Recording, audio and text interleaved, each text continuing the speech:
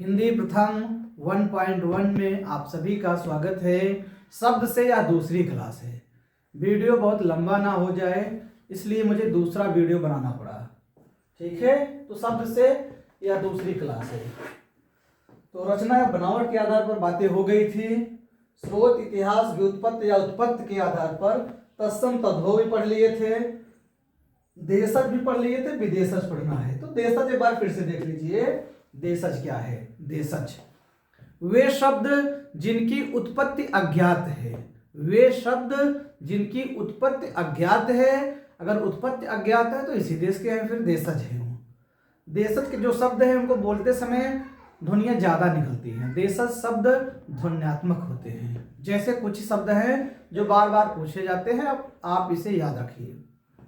ठीक है, जैसे लोटा, डिबिया, डोंगा, डाब, खिचड़ी, खिड़की, अंटा, कटोरा, फुनगी, बियना, जूता, टोपी, पगड़ी, पिल्ला, सूजी, पेट, भंगी, कलाई, फुनगी, चषक, कुल्हड़, सब कैसे शब्द हैं?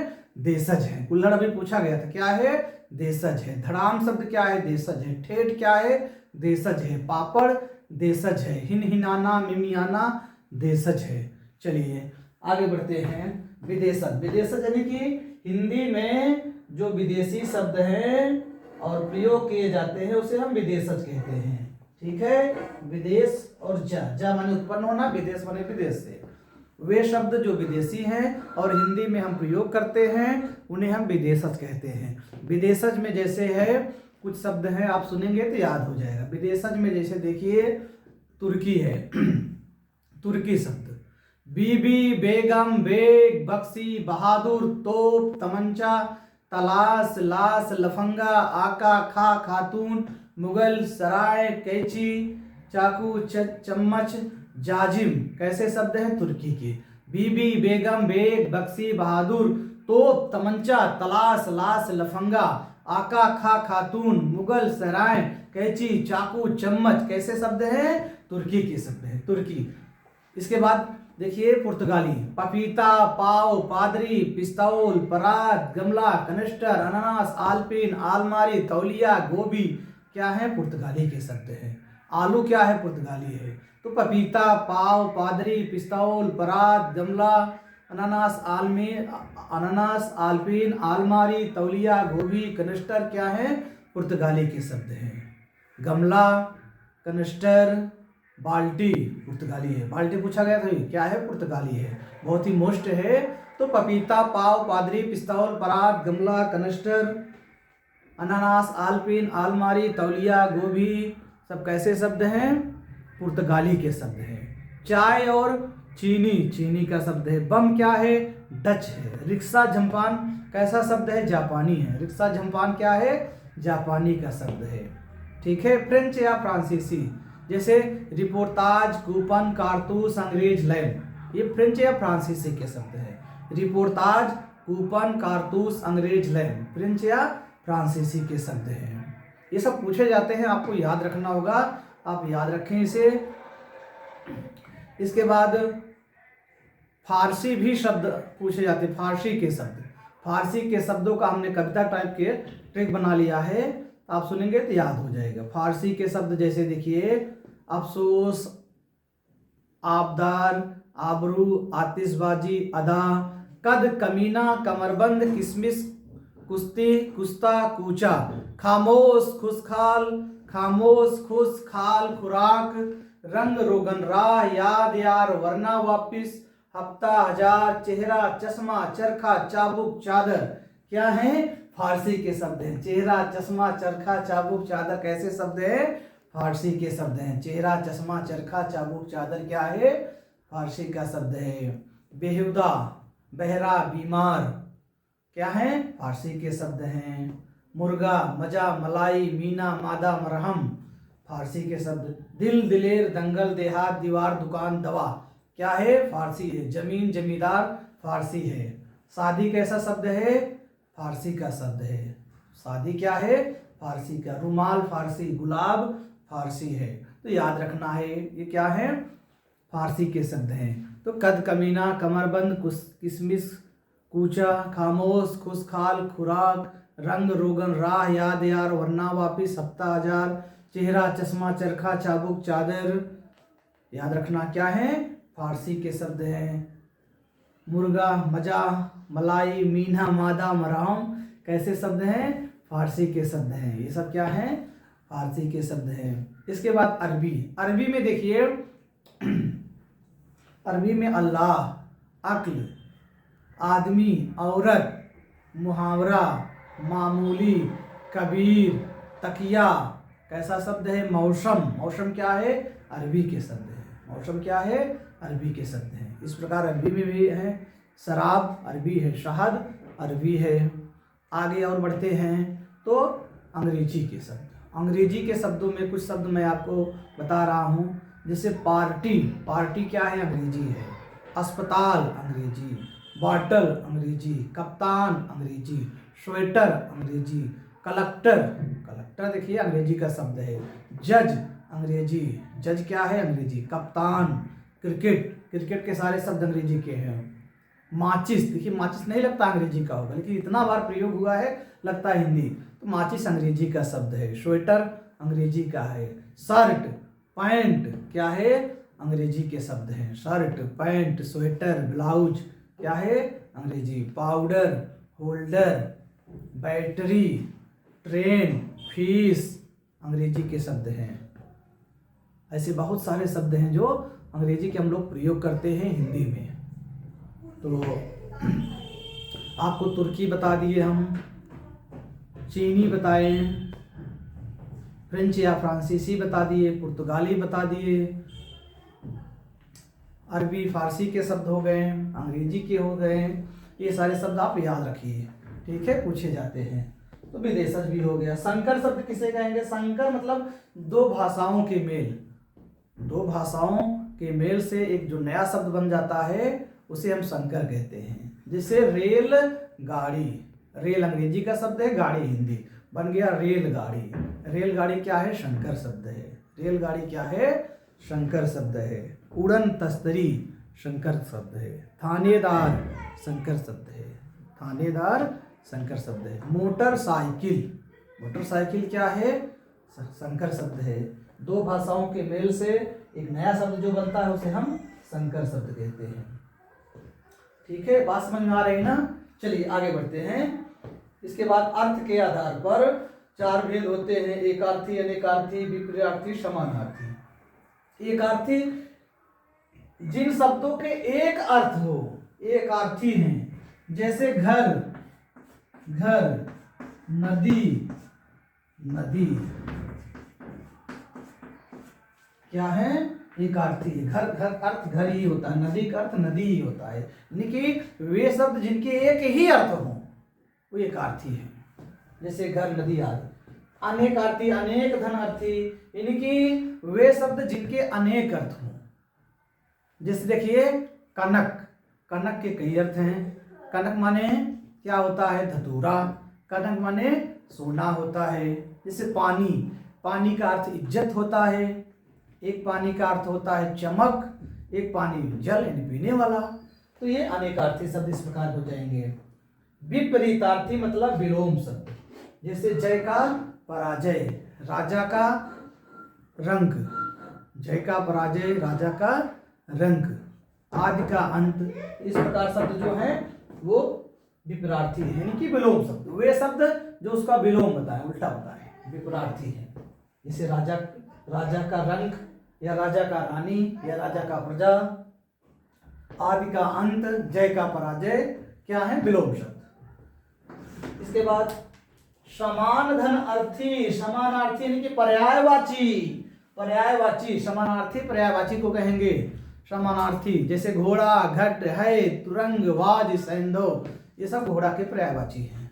इसी प्रकार और जो सारे शब्द हैं उनको हम पर्यायवाची कहते हैं। पर्यायवाची, पर्यायवाची, समानार्थी यानी कि पर्यायवाची। जैसे घोड़ा, घोड़ा, है, तुरंग, वाज, सैंधव कैसे शब्द हैं, समानार्थी हैं। आगे अब आ गया विकारी और अविकारी। रूप, रूपांतर, परिवर्तन या विकार के आधार पर दो भेद होते हैं, विकारी और अविकारी। ये पहला है और ये दूसरा है, विकारी और अविकारी। याद रखना है। विकारी के 4 भेद होते हैं। विकारी किसे कहते हैं? लिंग वचन कारक, ध्यान देना है, लिंग वचन कारक के आधार पर जिन शब्दों में विकार या परिवर्तन उत्पन्न हो जाए उसे हम विकारी कहते हैं। लिंग वचन कारक के आधार पर जिन शब्दों में विकार उत्पन्न हो जाए उन्हें हम विकारी कहेंगे। विकारी हिंदी में 4 हैं। कौन कौन से हैं? संज्ञा, सर्वनाम, संज्ञा, सर्वनाम, क्रिया, क्रिया विशेषण, ये 4 है। ठीक है, पहला, दूसरा, तीसरा, चौथा।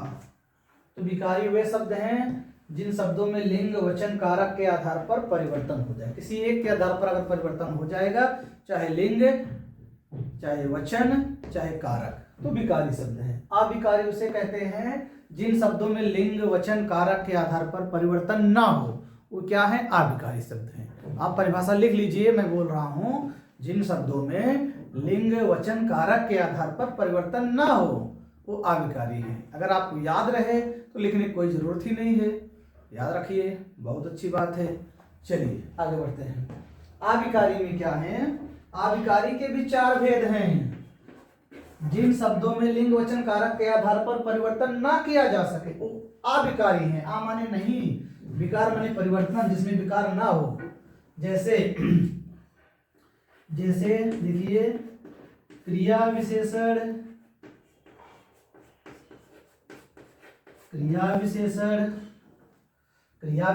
संबंध बोधक, समुच्चय बोधक, विस्मयाद बोधक। क्रिया विशेषण,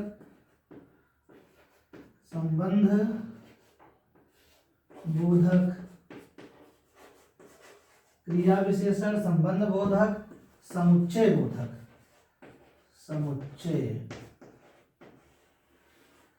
समुच्चय बोधक। क्रिया विशेषण, संबंध बोधक, समुच्चय बोधक, विस्मयादि बोधक, विस्मयादि, विस्मय धन आदि, विस्मयादि बोधक। ये है पहला, दूसरा, तीसरा, चौथा।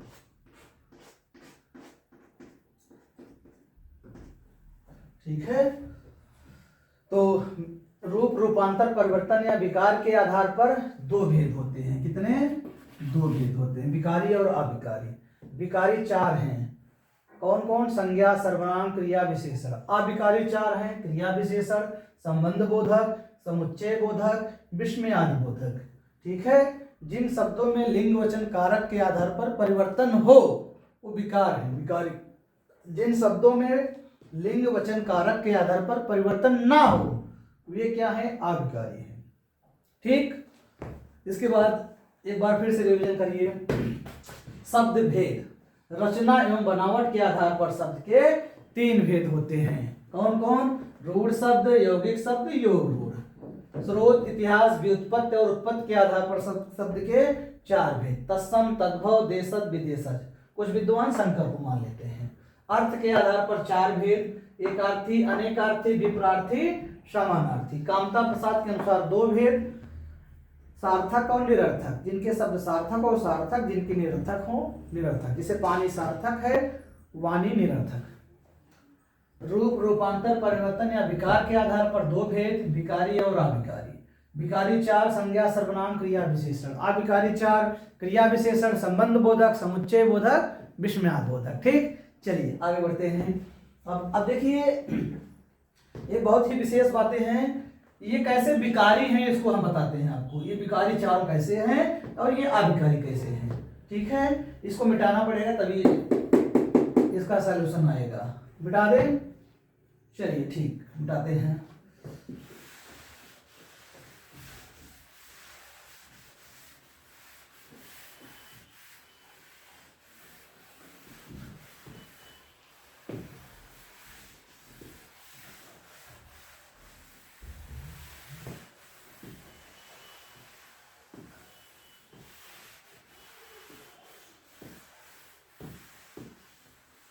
देखिए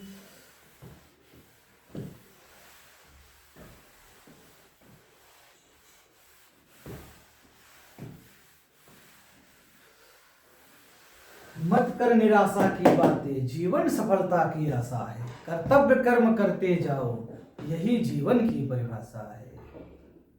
होके मायूस ना आंगन से उखाड़ो पौधे, धूप बरसी है तो बारिश भी जरूर होगी।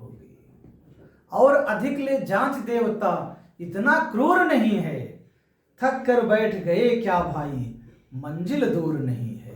चलिए आगे बढ़ते हैं। देखिए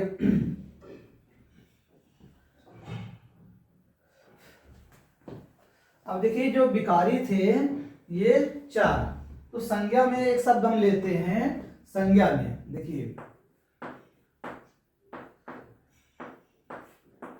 संज्ञा में एक शब्द हम जैसे लेते हैं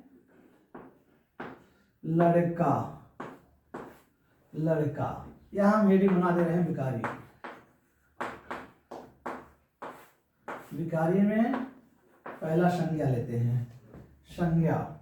संज्ञा में देखिए, संज्ञा में हम परिवर्तन करते हैं और किसके आधार पर, लिंग वचन कारक के आधार पर, लिंग वचन कारक के आधार पर।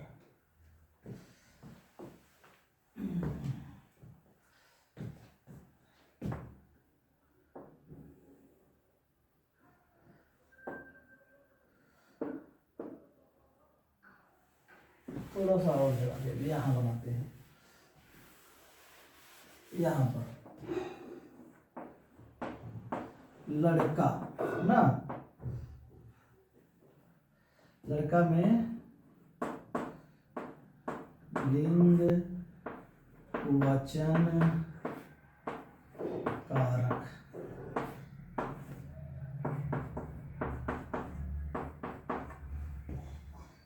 एक शब्द हमने लिया लड़का, क्या लिया, लड़का। अब लड़का में देखिए, यदि हम विकारी उसे कहते हैं लिंग वचन कारक के आधार पर जिनमें परिवर्तन हो, तो लड़का में कैसे परिवर्तन होगा, क्यों विकारी होगा उसको देखिए। लड़का जैसे देखिए, लड़का क्या है, पुल्लिंग है, एक वचन है। ये लड़का शब्द पुल्लिंग है, एक वचन है, ठीक है। तो लड़का का यदि हम बहुवचन बनाए तो क्या हो जाएगा, लड़के हो जाएगा। लिंग परिवर्तन करें तो लड़की हो जाएगा, लड़की हुआ कि नहीं, क्या हो जाएगा, स्त्रीलिंग। अगर इस शब्द में लिंग के आधार पर परिवर्तन हो गया तो विकारी शब्द है लड़का, बस संज्ञा विकारी है। किसी एक के आधार पर परिवर्तन हो जाए विकारी है वो। वचन देखिए, लड़का एक वचन है, लड़का का बहुवचन क्या होगा, लड़के हो जाएगा। ये क्या हो जाएगा, बहुवचन हो जाएगा। लड़का के साथ यदि हम कारक चिन्ह का प्रयोग करें तो ने का प्रयोग करें तो लड़कों ने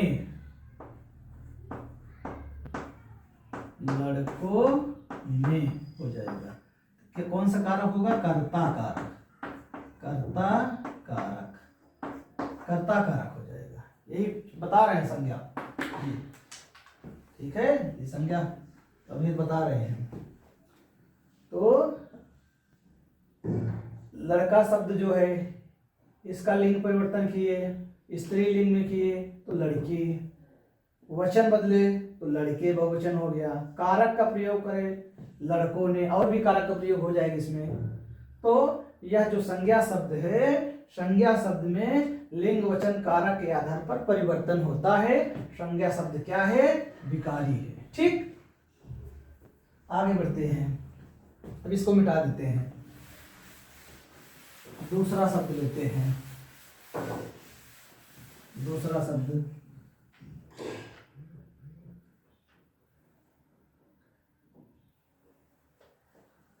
जैसे सर्वनाम, विकारी में दूसरा भेद सर्वनाम। सर्वनाम में हम एक शब्द ले लेते हैं वह क्या है? सर्वनाम है। वह के साथ हम लिंग वचन कारक, लिंग वचन कारक के साथ हम इसका प्रयोग करें। किसका? वह का। वह का देखिए, वह जाता है, वह जाती है। देखिए, वह जाता है, वह जाती है। तो वह जाता है, वह जाती है, अगर हम स्त्रीलिंग पुल्लिंग में परिवर्तन करते हैं वह को, तो वह ही रहता है, कोई परिवर्तन नहीं होता है। इसलिए सर्वनाम पर लिंग का प्रभाव नहीं पड़ता है। आप लिख सकते हैं, सर्वनाम पर लिंग का प्रभाव नहीं पड़ता है। सर्वनाम पर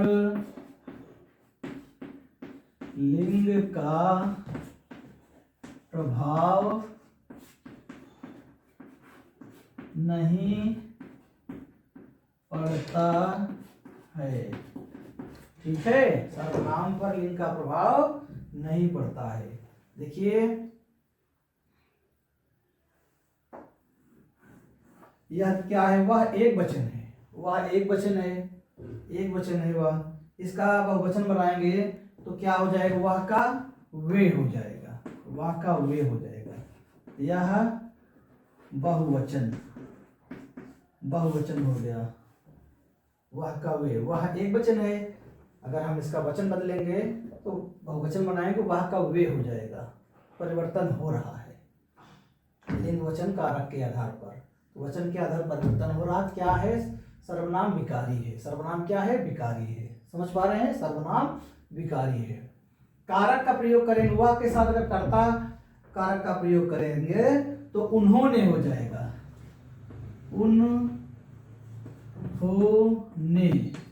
उन्होंने हो जाएगा। कौन कारक होगा? कर्ता कारक, कर्ता कारक। इसको आप नोट्स में लिख लीजिए, बहुत मोस्ट है ये सब। कॉन्सेप्ट बनाएंगे, कॉन्सेप्ट समझेंगे। कुछ बातें होती हैं और रट्टा नहीं मारी जाती हैं, समझी जाती हैं। आप इसको समझेंगे तो चीजें समझ में आएंगी आपको। देखिए, वह के साथ लिंग का प्रभाव नहीं पड़ता है। आपसे पूछा जा सकता है सर्वनाम पर क्या लिंग का प्रभाव पड़ता है? तो नहीं, वचन का पड़ता है, कारक का पड़ता है। देखिए, वह एक वचन है, इसका बहुवचन वे हो जाएगा, इनकी विकारी है। वह के साथ कर्ता का प्रयोग करेंगे, कर्ता कारक, तो उन्होंने। ठीक, आगे बढ़े, मिटा दें इसको।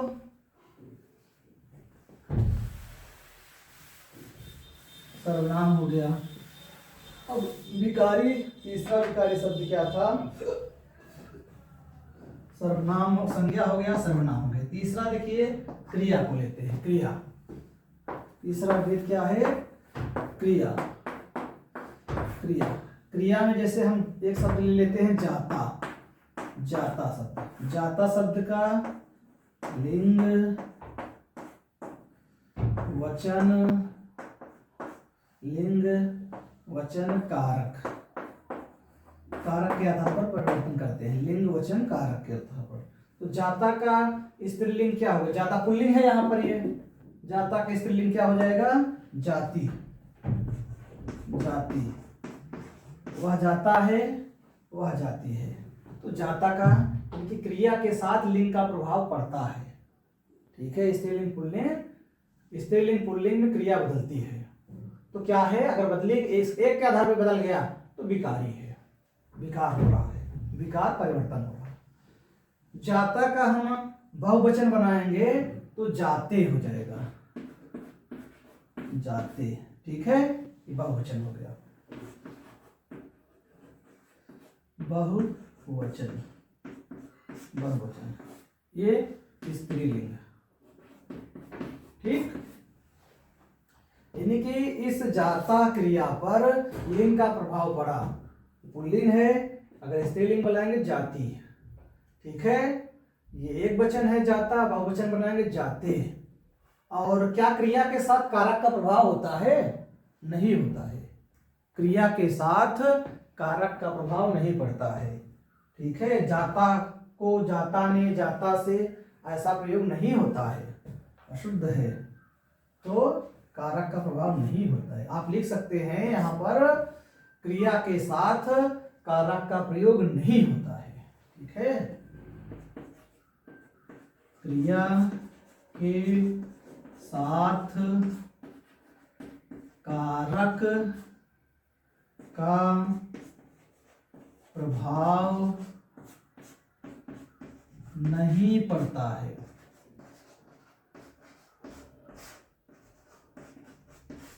क्रिया के साथ कारक का प्रभाव नहीं पड़ता है। तो क्रिया में किसका प्रभाव होता है? लिंग का प्रभाव होता है, वचन का।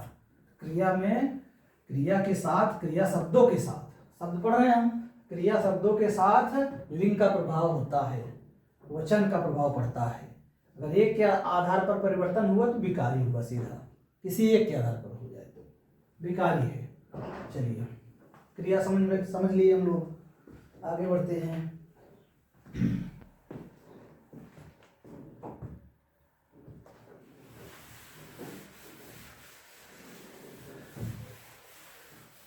अब चौथा रूप देखिए। चौथा रूप क्या है? विशेषण। विशेषण को देखते हैं। विशेषण के ये रूप के आधार पे है शब्द के भेद। ये सब सारे क्या हैं? ये सब रूप के आधार पे हैं। अब विशेषण में देखते हैं। चौथा भेद जो था विशेषण। विशेषण विशेषण में जैसे एक शब्द कोई ले लेते हैं, अच्छा। अच्छा शब्द ले लेते हैं, इसमें हम परिवर्तन करते हैं किसके आधार पर? लिंग परिवर्तन करते हैं, वचन करते हैं, लिंग वचन कारक। जो परिभाषा क्या है? लिंग वचन कारक के आधार पर यदि किसी शब्द में परिवर्तन हो तो विकारी हैं। विकारी चार हैं: संज्ञा, सर्वनाम, क्रिया, विशेषण। कैसे परिवर्तन हो रहे हैं एक एक शब्द में बता रहा हूं आपको। तीन बता चुका हूं, चौथा देखिए विशेषण में। क्या विशेषण का लिंग परिवर्तन होगा? अच्छा शब्द, पहली बात तो क्या है? अच्छा पुल्लिंग है। अच्छा क्या है? पुल्लिंग है। पुल्लिंग है, एक वचन है अच्छा शब्द। अच्छा का यदि लिंग परिवर्तन करेंगे तो अच्छी क्या हो जाएगा? अच्छी। अच्छी अच्छी हो जाएगा। अच्छा का अगर लिंग परिवर्तन करेंगे अच्छी। अच्छी क्या है? स्त्रीलिंग है। स्त्रीलिंग है अच्छी। वचन देखिए, वचन का प्रयोग अच्छा का बहुवचन बनाएंगे तो अच्छे क्या हो जाएगा? अच्छे। लेकिन विशेषण पर कारक का प्रभाव नहीं पड़ता है। अच्छों ने, अच्छों से, अच्छों को, अच्छों पर ये सब नहीं होता है, कारक का प्रभाव नहीं पड़ता है। आप आगे लिख सकते हैं कि विशेषण पर कारक का प्रभाव नहीं पड़ता है। विशेषण शब्दों पर कारक का प्रभाव नहीं पड़ता है। विशेषण पर कारक का प्रभाव नहीं पड़ता है। तो अच्छा क्या है? पुल्लिंग है। ये इसका स्त्रीलिंग बनेगा अच्छी। अच्छा क्या है? एक वचन है। एक वचन के साथ अगर हम प्रयोग करेंगे इसको, दूसरे वचन बदलेंगे बहुवचन में तो अच्छे हो जाएगा। क्या हो जाएगा? अच्छे। ठीक है, अच्छा शब्द जो है इसका लिंग परिवर्तन अच्छी, वचन में बदलेंगे तो अच्छे। यानी कि कहने मतलब विशेषण में लिंग और वचन के आधार पर परिवर्तन हो रहा तो विशेषण क्या है? विकारी है। विशेषण क्या है? विकारी शब्द है। ठीक है, अब इसके बाद अविकारी देखते हैं। अविकारी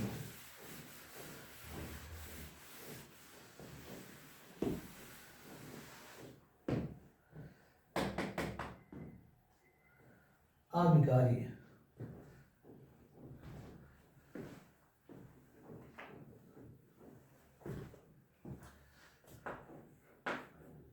अविकारी शब्द। अविकारी में जैसे देखिए क्रिया विशेषण। सबसे पहले हम क्या लेते हैं? क्रिया विशेषण। क्रिया विशेषण। क्रिया विशेषण में जैसे हम एक शब्द ले लेते हैं विमल।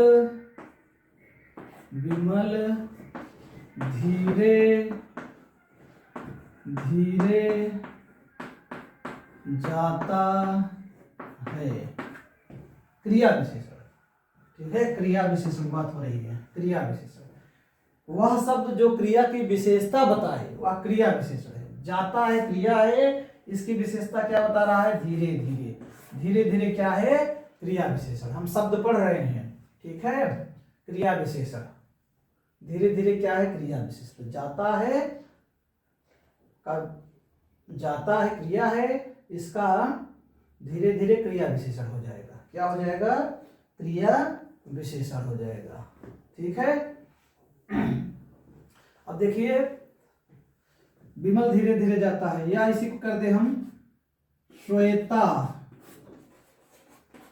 धीरे धीरे जाती है। देखिए यहाँ इस क्रिया में परिवर्तन हो गया, जाती है, लेकिन फिर भी धीरे धीरे ही है, ठीक है। तो क्रिया विशेषण में परिवर्तन नहीं होता है, ठीक है।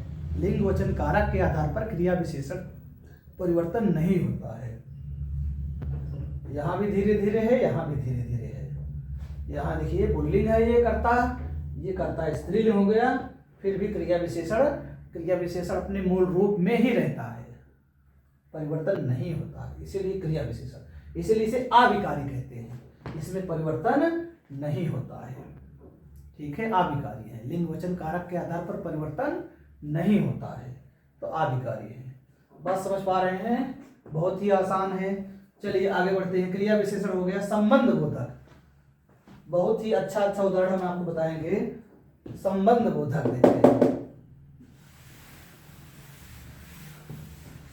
क्रिया विशेषण क्रिया की विशेषता बताता है, और इसमें इन शब्दों में लिंग वचन कारक के आधार पर परिवर्तन नहीं होता है, तो क्रिया विशेषण हो गया। आगे संबंध बोधक देखते हैं। अब संबंध बोधक,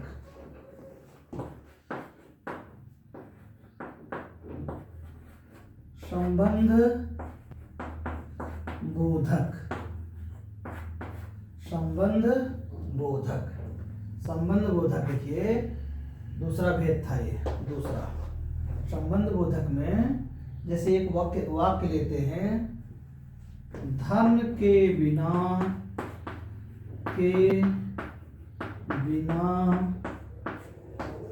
किसी का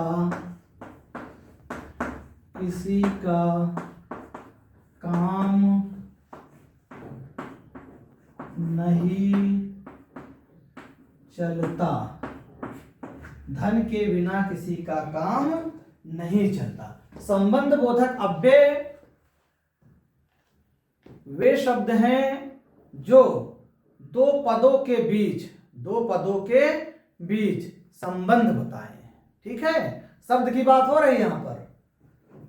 संबंध बोधक अव्यय वे शब्द होते हैं जो दो पदों के बीच संबंध बताएं, या दो पदों के बीच बताएं, या दो वाक्यों के बीच। संबंध बोधक वे शब्द होते हैं जो दो पदों के बीच संबंध बताते हैं, या दो वाक्यों के बीच संबंध बताते हैं, ठीक है। जैसे देखिए यहां पर धन के बिना किसी का काम नहीं चलता। इसमें आप लोग बताइए संबंध बोधक शब्द कौन सा है, संबंध बोधक अव्यय कौन है। अब यहां ध्यान देना है, धन के बिना किसी का काम नहीं चलता, यानी कि देखिए यहां पर के बिना क्या है, यहां संबंध बोधक अव्यय शब्द है ये।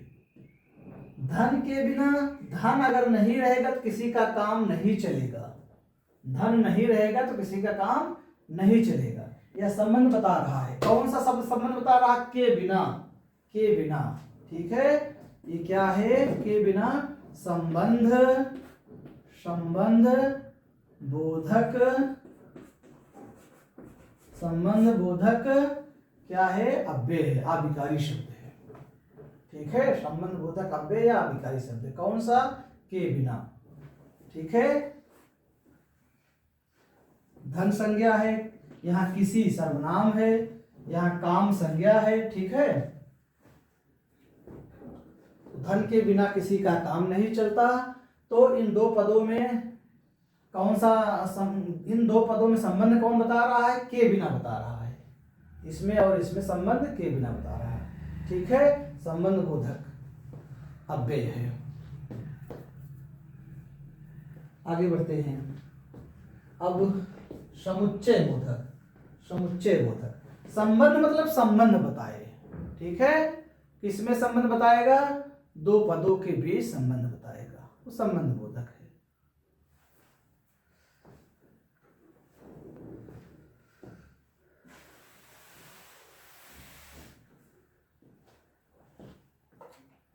इसके बाद समुच्चय बोधक अव्यय। समुच्चय का मतलब है जोड़। समुच्चय का मतलब है जोड़। जैसे देखिए, समुच्चय बोधक हेडिंग बना दे पहले।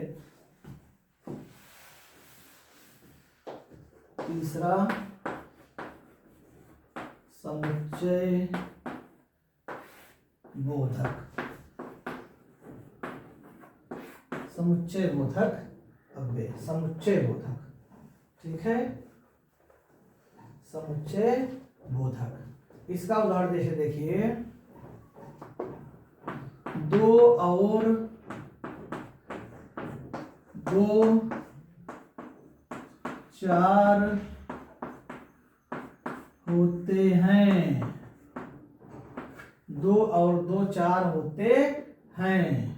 यहाँ दो पदों के बीच में संबंध कौन बता रहा? और। ठीक है, और क्या है यहाँ पर? समुच्चय बोधक है। समुच्चय बोधक है ये अव्यय। ठीक है, 2 और 2 4 होते हैं।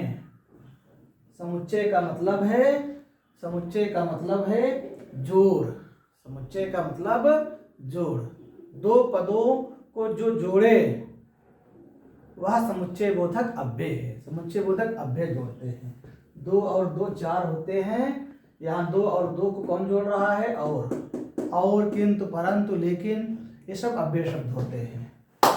ठीक, आगे बढ़ते हैं। चलिए एक और उदाहरण बताते हैं इसमें।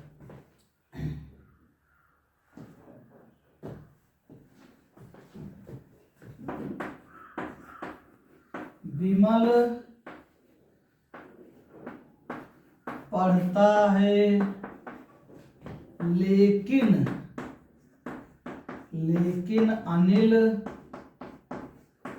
अनिल सोता है।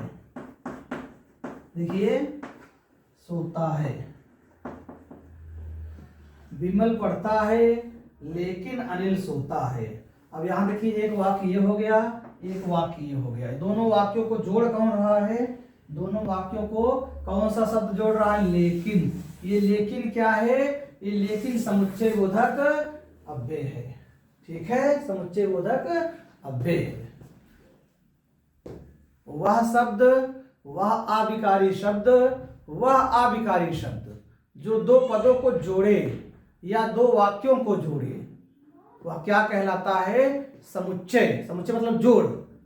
वह समुच्चय बोधक अव्यय कहलाता है। दो पद, वह आविकारी शब्द जो दो पदों को जोड़े, समुच्चय बोधक अव्यय, या दो शब्दों को जोड़े, क्या है? समुच्चय बोधक अव्यय है।